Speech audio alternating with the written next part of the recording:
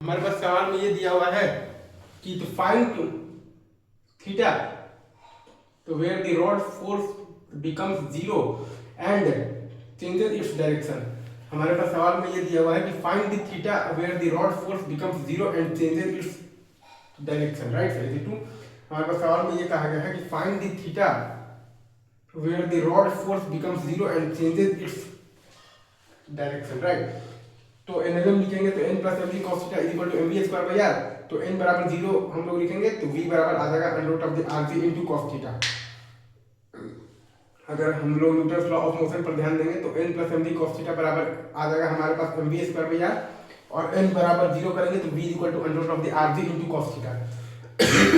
और फिर हम लोग चाहे तो यहाँ पर लगा सकते हैं तो वर्क एनर्जी थ्योरम लगा देंगे तो minus M G R into one plus cos theta बराबर half into M into R G cos theta minus half into M into three G R. यहाँ पर हम लोग चाहें तो वर्क एनर्जी थ्योरम भी लगा सकते हैं तो हमारे पास आ जाएगा तो minus M G R into one plus cos theta बराबर half into M into R G cos theta minus half into M into three G R, right. Minus M G R into one plus cos theta बराबर half into M into R G cos theta minus half into M into three G R. ये है आपके पास work energy theorem है। तो इन दोनों को मिलाइएगा तो cos theta बराबर आ जाएगा आपके पास 1/3। इन दोनों को मिलाइएगा तो cos थीटा बराबर आ जाएगा आपके पास 1/3। मतलब कि ये आपके पास वो थीटा है जिस थीटा पर की रॉड फोर्स आपका 0 होकर अपने डायरेक्शन को चेंज कर रहा है। cos theta is equal to 1/3 मतलब कि ये आपके पास वो थीटा है जिस थीटा पर की रॉड फोर्स आपका 0 होकर अपने डायरेक्शन को चेंज कर रहा है।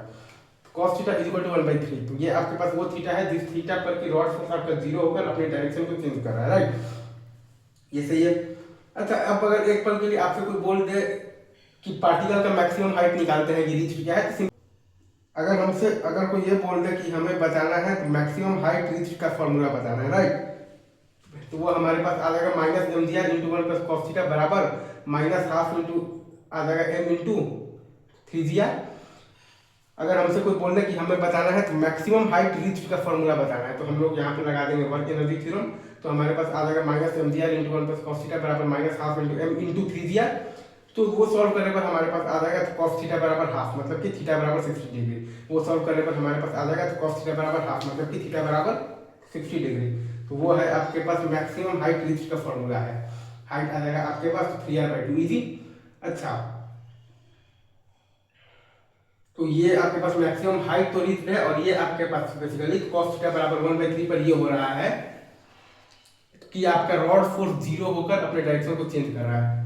cos थीटा बराबर 1/3 पर ये हो रहा है कि रॉड फोर्स आपका 0 होकर अपने डायरेक्शन को चेंज कर रहा है।